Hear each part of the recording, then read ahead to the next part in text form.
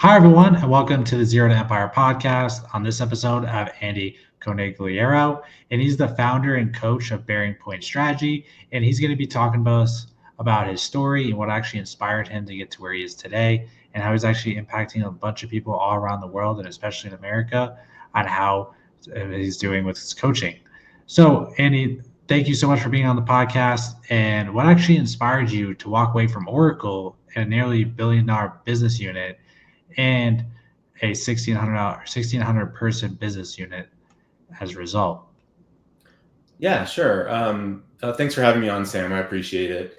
Uh, at the time when I was at Oracle, I was there for quite some time. I was at the company I was at for about 12 years, 7 years before being acquired by Oracle, and about 5 years after.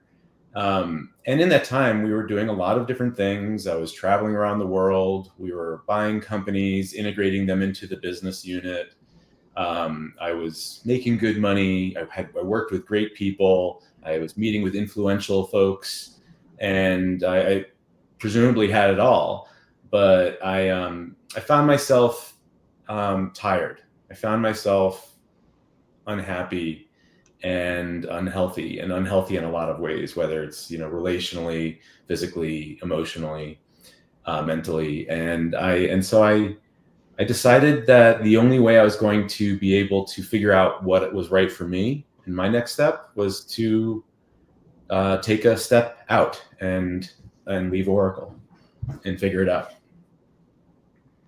That's great. And I'm glad that you were able to take that step and now you're changing other people's lives due to your coaching. So, what actually, when you go back to your dad's eulogy that you said, and it actually shaped your thinking, like before we talked about this before the podcast, what did you actually realize when you gave that, like in that whole situation? Yeah. Well, as I had mentioned to you, my father passed a few years before I left Oracle, and amongst a few other people, I wrote one of his eulogies, and I thought about the things that I wrote about him, and I thought about the things that I didn't write about him and didn't speak to at his funeral, and I thought about that, and then I looked at myself, and I looked at what would someone say at my funeral. And at that point in time, the first things I thought of were my paycheck and my airline status. I mean, it was kind of ridiculous. And I just couldn't come up with great answers that were that I was happy about. And so uh, in that time period where I was thinking and walking after I left Oracle, I realized that there's something um, that I need to find out there that is more meaningful for me. And so if I, define before that point and after that point as two different kind of blocks of time, before that point, I called that resume work. It's the time I was climbing the ladder and making and getting bigger and better titles and all of that. And the time after might be the same, but it wasn't really the focus. The focus was doing on meaningful work, doing things that I felt were lasting and I would want someone to speak to at my funeral. And so I call that time eulogy work. And so for the rest of my career, I want to be doing eulogy work. That's great. You're able to take a positive thing out of an unfortunate situation and make the most of it. And was there a specific moment that made you realize that coaching was the real calling for you? Yeah. Um, I'd say there's probably a couple different moments, but one that comes to mind for me is I, I invited an old coach of mine to lunch one day, and I went to lunch with him, and it was partly just to catch up and network, and I hadn't seen him in a while, and I had some free time on my hands at that point, and so I was meeting with him. We were having lunch, and at one point during our lunch, I asked him. I said, "Would I make a good coach?" And he said, "Andy, you're one of the best coaches I've ever had." And I'm like, "What are you talking about? What are you talking about? You were my coach." He said, "Yes, and I learned a lot from you when we were meeting. You have some innate gifts that would make you a great coach." And I thought that the way he shared that with me, it really spoke to me. And it gave me the confidence and the validation that I have some innate abilities that I had been bringing to the table that maybe if honed, I could do a little bit more on a professional basis. So that's what I did. Awesome. I love to hear it. And who's your ideal client today? My ideal client is my ideal clients are overextended leaders, primarily but not exclusively executives who are really just trying to figure it out as they go. I find that many leaders, especially no matter the higher you go, don't have neutral, experienced, trusted, unbiased resources that can act as sounding boards, that can push them and challenge them in ways that someone who is in the organization really cannot. And so both on a purist coaching front and more of an advisory front, I kind of blend the two in a way because of my experience. And so kind of speaks a bit to my coaching style, where I bring all of me to the table, and that includes my experience, but also my tools and as a coach to help evoke new ideas and spar on perspectives and create better opportunities, whether it's professional or personal. Yeah, that's great. And I'm glad you can do that with your clients. And can you actually share us a client story that's made an impact on you? Yeah, sure. I have one that I thought of where this CEO who I worked with, like many other CEOs, he has a bit of a perpetual paranoia. I mean, he's a small business owner, about 20, 30 people in his organization, sub $10 million top line. And he was questioning the actual value his company delivers to its clients.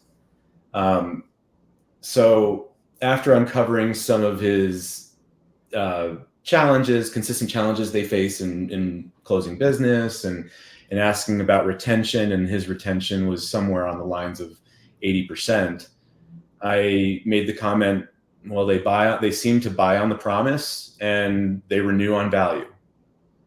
And that short line, three, maybe 4 years later now, he still brings up, he's still my client.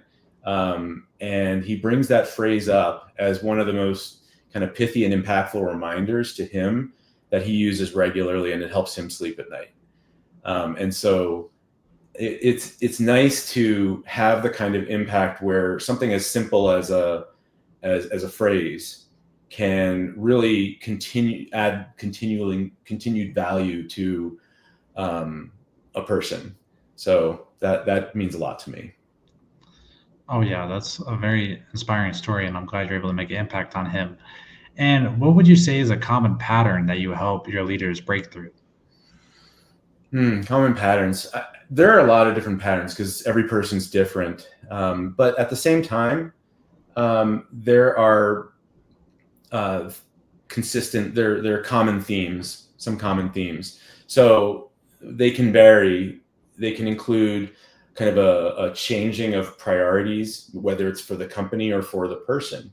As you move on in your career, as you age, as your children age, if you have children, things like that, your priorities evolve too. And people commonly have difficulties identifying what their priorities are and what matters to them. So that's one. Another one that comes up really frequently is delegation. I mean, a lot of the leaders I work with, they were leaders when the companies were much smaller, and now they're growing and they're bigger and they've got more people and sometimes more layers of people in their organizational hierarchy.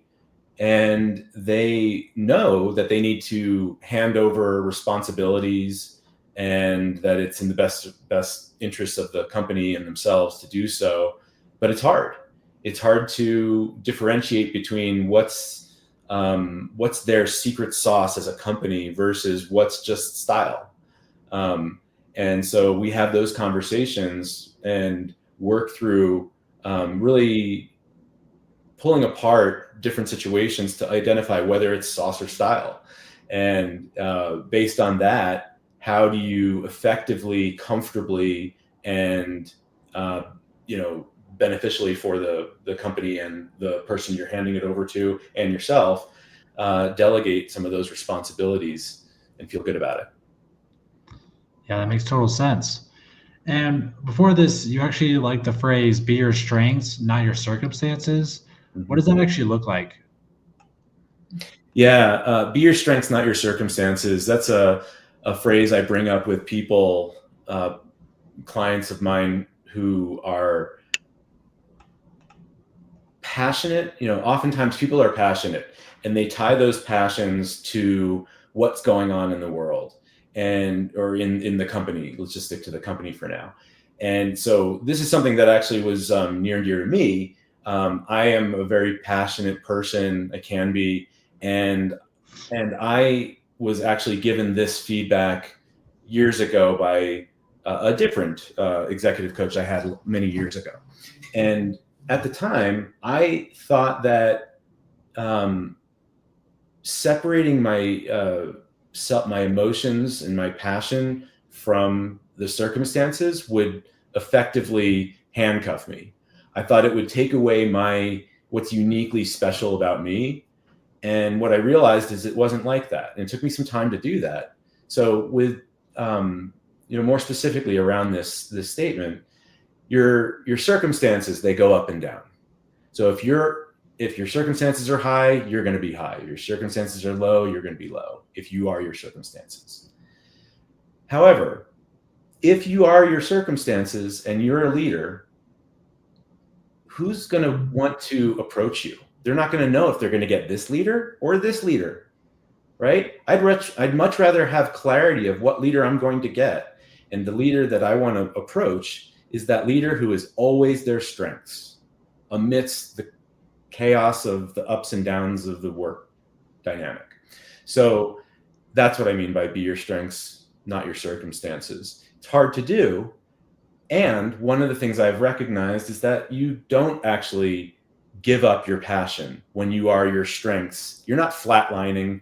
You're just attaching your passions to your objectives, to your why, to your where, not to your how, not to your in the moment tactical situation. And that allows you to be passionate and to own that strength of yours, if it is a strength of yours, while being more approachable as a leader, because you are the strengths around the circumstances that are happening. Yes, I really do like that phrase, and it's a great explanation. And so, what would you say?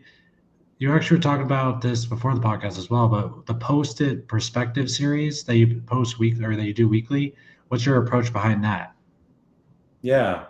Well, the Post-it Perspectives kind of came out of something that I do personally. If you looked at my desk in front of me right now, you'd see that it's not quite as clean as what's behind me. It's got Post-its all over the place because I write things down and I look at them and I want to be reminded of things. And so that's kind of the genesis of Post-it Perspectives. But what I wanted to do is I wanted to give something to put something out there. So I created this content series on LinkedIn called Post-it Perspectives, where on a weekly basis, usually on Sunday nights, I send out a Post-it, a picture of a Post-it with a word or phrase, maybe a little picture on it, something that you can either screenshot or write on your own Post-it, if you will, like be your strengths, not your circumstances, as an example. And the goal is to, reach out to the busy people out there who are preparing for the week on a Sunday. They're going into the week and looking at their schedule, and they scan through LinkedIn. They're busy, so they're not going to read very much. They're not going to click on links. They just want to see what's there and get updated. So I give them a Post-it, give them a tool or a tip or an inquiry to go into the week with and try it out. And maybe it'll resonate and maybe it won't, but oftentimes they do. And oftentimes when people try them out, they find that, hey, that was a cool little tip. I'm going to keep this one and use it and add it to my toolkit. So that's where the Post-it perspectives came from. That's solid. I really enjoy that. And everyone should check it out as well on his LinkedIn. What Yeah. does success look like for you in the next 3 years or in the near future? Sure. Well, I think I'd like to grow a little bit as a business. My business is running fine right now. I'm happy with it. A little bit of growth would be good, but actually for me, I don't think I want to grow it that much. Because for me, a full client roster is not a full calendar. And that's for a couple of reasons. One, as a coach and the type of coach that I want to be for my clients, especially the fact that most of my clients are C-suite and busy leaders of various levels, I want to have the appropriate amount of space on my calendar so I can be flexible for the realities of a busy person who I work with. But secondly, I also do it for myself. As I mentioned at the beginning of this conversation, I was once considered myself very unhealthy when I was at Oracle. I was, physically, mentally, emotionally, relationally, and having a little bit more space to be able to take care of myself and take care of the people I love around me, and in all the different ways, has led me to a place where I can consider myself fit, and that goes beyond physical. So it's nice to have that and to maintain that. Oh yeah, being fit and healthy is very important. And when it actually comes to you almost turning 50, you mentioned a challenge you've taken on. That, like, what's the challenge and why that challenge? Yeah, sure. I always set challenges for myself. This kind of goes again to my coaching. If I'm going to give my clients challenges from time to time, I better be willing to take on challenges myself and to walk my talk. So in the spirit of walking my talk, I regularly take on challenges. So this year, as you mentioned, I'm turning 50 later this year, and I decided that I'm going to try to do a 50-foot handstand walk this year. Coming into this year, I never did a handstand at all. But I think that's kind of a really cool challenge. It's a stretch challenge for sure, but it would be pretty cool to be able to do that when I turn 50, because it's just it's in contrast to some of the things that you might think of when that milestone happens. Yeah, that's a really cool goal, and I can't wait for you to do it and achieve it. And what does that physical goal represent for you beyond fitness in your own life? Yeah. Well, I perennially have had some serious back issues, and a few months ago, I wrote a blog post about how I'm the youngest I've been of my whole adult life, and it's pretty cool to feel that, and I want to continue to feel that. So from obviously it takes some physical fitness and skill to do a challenge like that, to do a 50-foot handstand walk. But beyond the physical pieces of it, it also represents a lot of work that I've put in to be mentally fit and comfortable in my own skin and where I'm at in the world. So I love talking to people about it. I love putting it out there because part of it is, just extra accountability for me to continue doing the work to get there. And the truth is, I may not achieve it fully, but I know I'm going to achieve. I know I'm making progress right now, and I know that I'm going to do something that there was a point in time when this would be out of the question for me. So it feels pretty darn good to be able to put this challenge out there in a meaningful way. That's awesome. And where can those actually interested in your coaching find you and reach out to you by? Sure. You can reach out to me on bearingpointstrategy.com or on LinkedIn, my profile. And either place has links to schedule a meeting with me. I'd love to have a conversation with anyone about whether or not there's a possibility, opportunities to work together and find mutual benefits in me serving whomever as their coach and partner.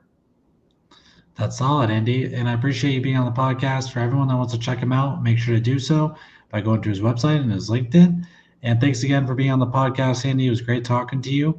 And thank you also for everyone listening and watching it in on this episode of Zero to Empire. And I'll see you on the next one.